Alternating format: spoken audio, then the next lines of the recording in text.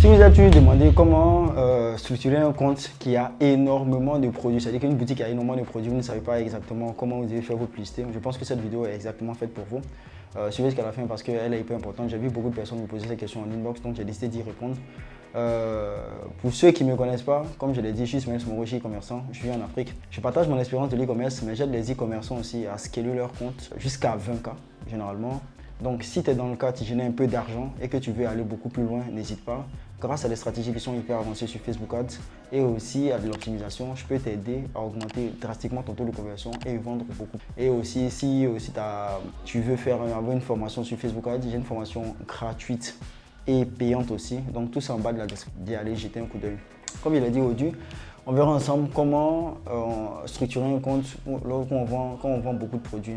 Avant cela, j'aimerais aussi vous dire que j'ai ma formation ce samedi 27. C'est une formation entièrement gratuite dans laquelle je vais aborder 3 thèmes très importants.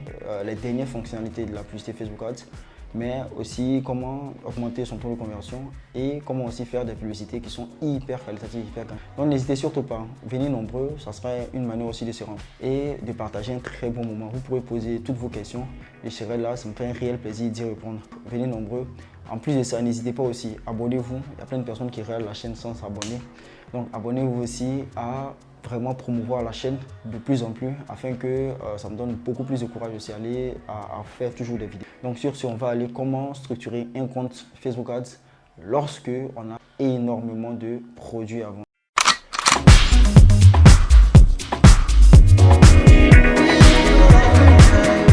Comme je l'ai dit au départ de la vidéo, on verra ensemble aujourd'hui comment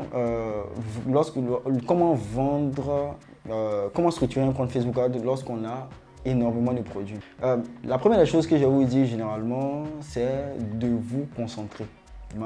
De se concentrer sur ce qu'on appelle parce que dans toute boutique qui existe, il y a toujours 20% de produits qui font venir le chiffre. La majeure partie du temps, ce n'est pas tous les produits qui font. Il y a des produits Avec Facebook, c'est un outil qui sert à amplifier les ventes. Ça ne fait pas fonctionner un produit. On vend ce que les gens veulent payer, pas ce qu'on veut vendre. Comprenez ça comme ça.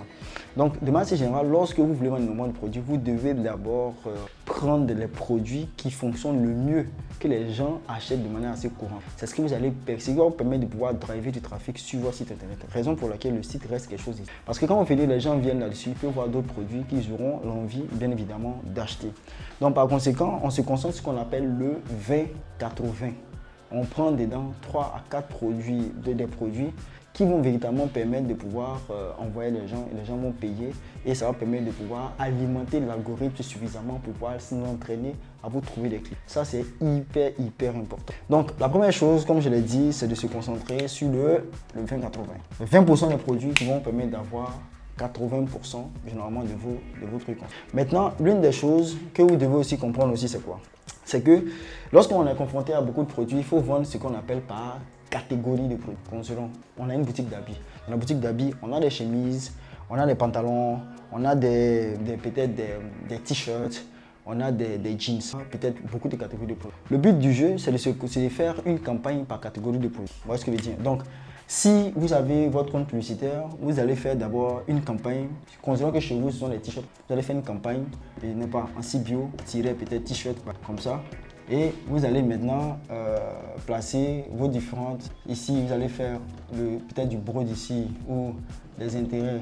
Il y a beaucoup qui font ça aussi. Vous allez faire ça. Et vous allez mettre vos différentes, vous allez mettre vos différentes publicités.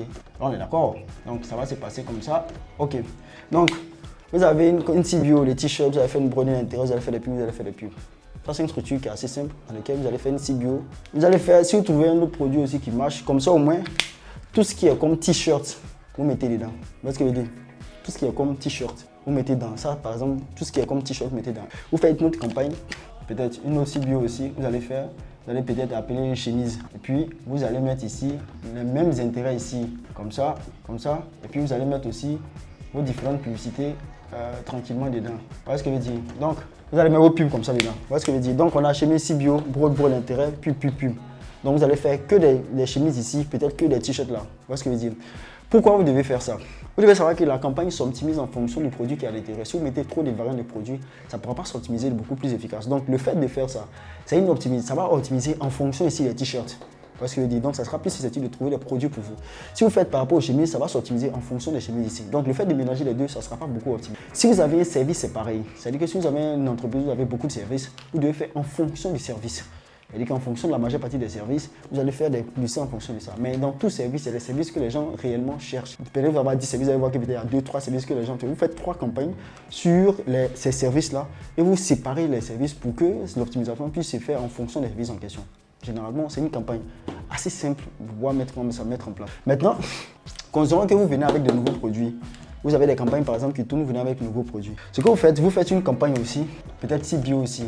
Peut-être vous allez mettre nouveaux produits et puis vous allez tester les nouveaux produits. Pareil, c'est-à-dire que vous allez faire soit du broad ou bien des intérêts par exemple. Ça, vous allez tester tous les nouveaux produits, vous allez les tester ici. Vous voyez ce que je veux dire? Vous faites une campagne, vous allez une campagne, vous allez tester les nouveaux produits ici. Vous voyez ce que je veux dire?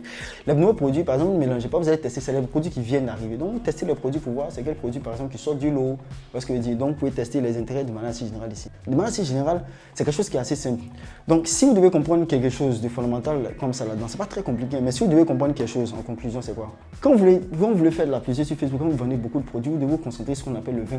C'est-à-dire que le 20% des produits qui donnent le plus de chiffres.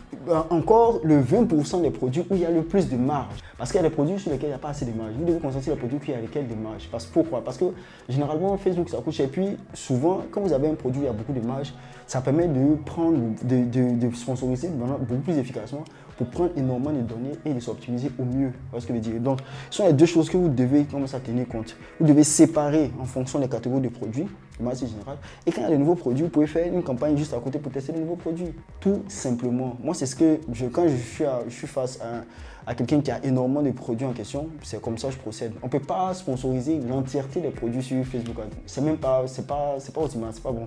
Mais vous pouvez procéder de la sorte, vous allez voir que vous allez engranger énormément de données, vous allez vendre vos produits, vous allez faire venir les gens sur votre site, l'algorithme va réellement faire le truc. Ce sont les stratégies pareilles que j'essaie de mettre en place pour mes clients, pour les permettre généralement de vendre beaucoup plus et de manière assez simple et de manière assez sereine. Donc si vous êtes dans le cas, si vous voulez augmenter les ventes, n'hésitez pas, contactez-moi juste en bas de la description. Je vais vous aider à faire énormément combien de ventes.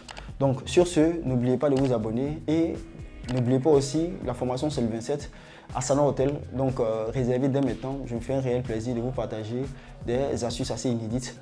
On s'est dit à samedi. Sur ce,